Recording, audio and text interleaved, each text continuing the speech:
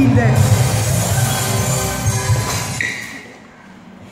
Erano tre le cose che avevo chiesto.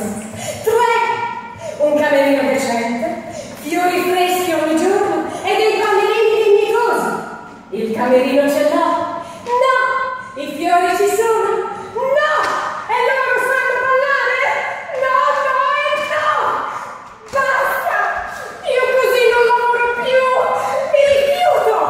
Non si può lavorare in questo modo! Non voglio più! Non voglio più! Sono stanca! Sono stufa!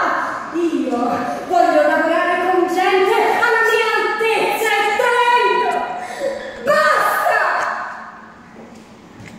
E adesso come si fa? Io una ballerina ce l'avrei, si chiama Cristina.